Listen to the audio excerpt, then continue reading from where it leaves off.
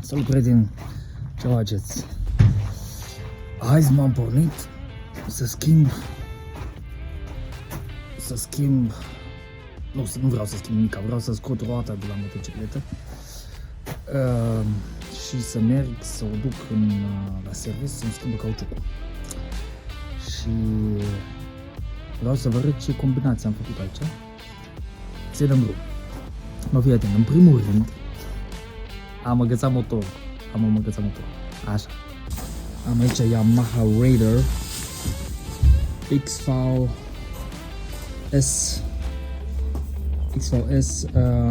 1900. Aici mai am alte două motociclete mici. Asta este Puki Rosa Mini și asta este păpușica cu nu știu ce, cu 4 roți, Super Sport. Și aici e și un din ăsta. 1900 cm, cred că filmez prost așa că filmez așa, nu? Acum să mă iertați. 1900, așa mai departe. Baf! Și l-am agățat aici așa, în șmecheria asta așa. Și încerc să-i scot roata. Dar să vezi cât de tâmpit sunt. Adică am plecat din casă și am zis că nu iau cheia cu mine. Că nu trebuie cheie. Ce trebuie cheie dacă schimb motorul? Că schimb roata, nu? Ce trebuie cheie la motor dacă schimb roata? Și uite de ce. Uite. De fiecare dată. Acum trebuie să merg sus să iau cheia. La etajul 2. Hai că mă duc. Cheia luat? Schimbăm motorul, nu? Da, nu schimbăm motorul, frate. Schimbăm roata. Ce prostii vorbesc. Cheia am luat. Trebuie să scoatem lanțul și mergem să luăm cheile. Să-i dăm drumul. Trebuie să scot șurubul ăsta. Să scot asta. Să desfac asta. Să desfac asta. Să scot clipperul 1. Asta iese în partea alaltă. Și scot și asta și asta. Aici cred că am nevoie de 12. Aici de 12. Și pentru asta în partea alaltă am nevoie de 19 mm. Aici cred că 19. Și asta e cauciucul nou. E ce profil am, bă, e de mine de profil. Michelin, frumos. Michelin 170 pe 70 pe 21 de țoli. Pe 21, frumos, cromat, superb. Nu, și ăsta îl duc în shop, îl duc în service. Schimbă băieții cauciucul. Ia roata înapoi, instalez aici și pa. Bun, hai să dăm drumul la asta un picuț. Să nu știu dacă pot cu mână, ia să vedem dacă cade motorul. Am smântânit. Aici. Uite. Tu băieții faini care au garaj, nu au probleme așa cum am eu. Te duci, frate, în subsol, că eu am subsol. N-am garaj. Acum să găsești unul și trebuie, de ce nu bagi motorul în subsol, frate? Bagă tu Yamaha 1900 în subsol. Bagi odată, nu mai scos după aia. Nu, și acum aici trebuie să pornim lumina. Fac, am o lumină care... Mere. Se dau două ciocane așa și după aia nu mai face scârț. Am zis că schimbă asta la un moment dat, dar milene. Aici am echipamentul. Aici am o cască faină, tare cască. Vă fac un video după aia mai târziu. Este o Sena Phantom. Și aici am o cască una mai mică. Am niște mănuși. Am așa ceva, vanuci. Astea le folosesc de vară. Sunt foarte ușoare și pătrunde vântul pe aici. Nu mai e treabă. Și aici am niște mănuși mai faine. Deniz. Am comandat de Italia direct.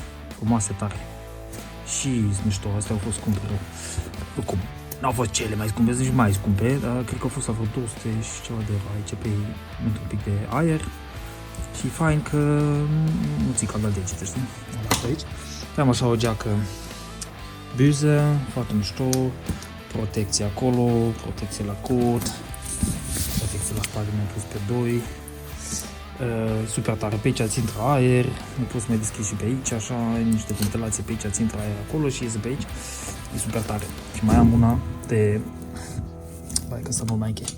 Și mai am una de vară pentru Chopper, frate, chopper. Aici trebuie să-i bag protecțiile, aici tot și pe spate la fel, dar are găurele pe aici super tare și când mergi la 35 de grade, intră pe aici vinteșorul așa și te sufle, super. Nu trebuie nimic, te-ai luat un tricou fin.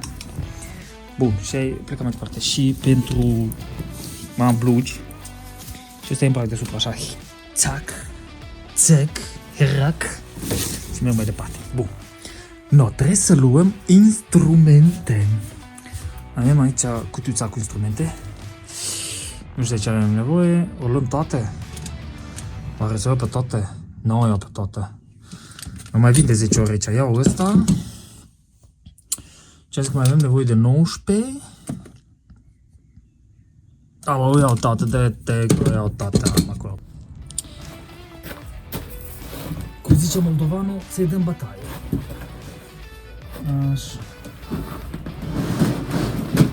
E seara acum. Nu prea avem nimeni aici, dar să prind un pic cu luminițele astea, așa.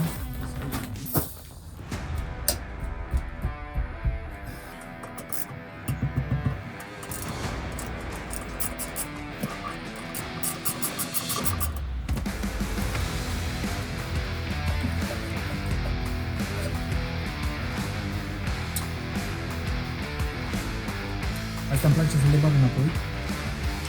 După aia le pus.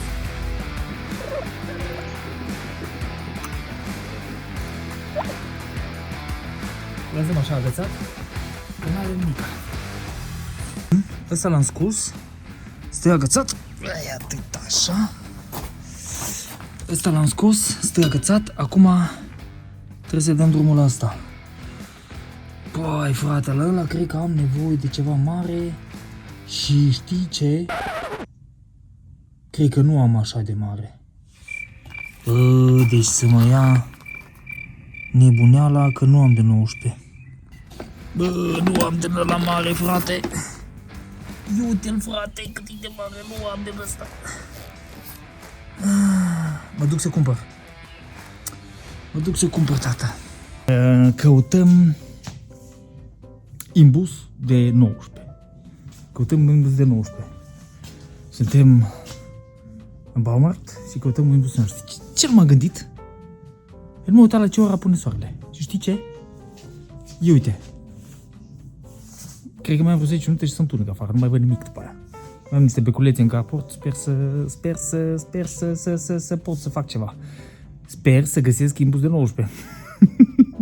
Deci toată gama de ce vrei și ce nu vrei. Dar pun pariu cu voi că nu găsesc imbus de 19.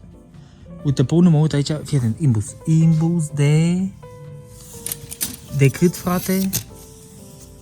De cât e asta? De 14. Și mi-e trebuie de 19. Crezi să găsesc de 19? Nu găsesc. Că imbus special. Nu găsesc. 12. Pua! M-au spart. Multifuncții, dar ce crezi?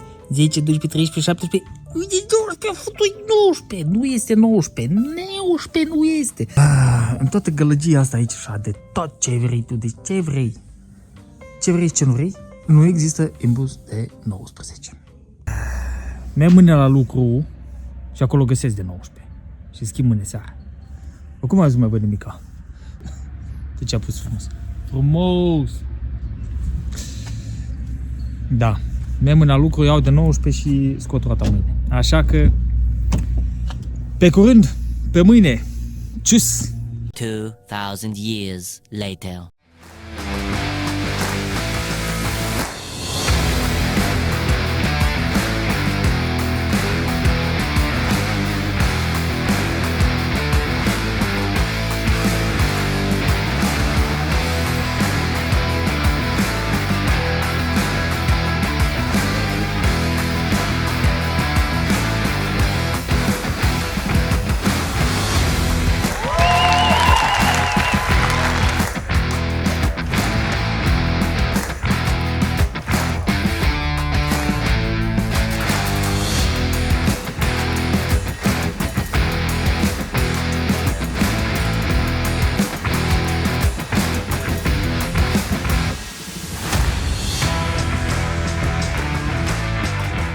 Am scos. Bombă. Cred că Trebuie să-i dau și ceva să lung un pic, o nu? O să lung un pic, dar nu acum. Hai o dată roata. Bing! Roata bing! Atât. Peste bing! Am și o întrebare, că snub. Știe cineva, dacă schimb un cauciuc, dacă schimb cauciuc din față, trebuie să schimb și pe ăla din spate? La același timp? Sau nu? Că eu nu l-aș schimba, că e scump. Și ăla din spate e bun.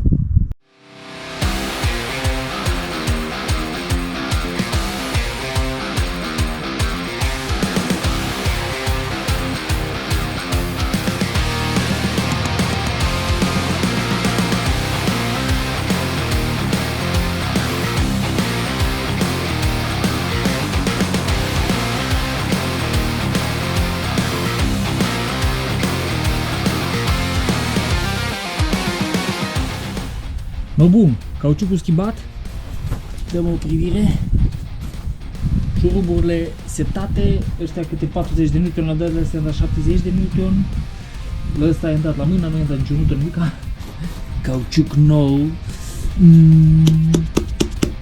dăm o tură, ce zici? Trebuie să am grijă că e nou, nu? Să n-alunec, dar încercăm să-i dăm o tură să vedem cum se simte. Acum sunt safe, încep sezonul bine. Afară este frumos. Uite ce vreme.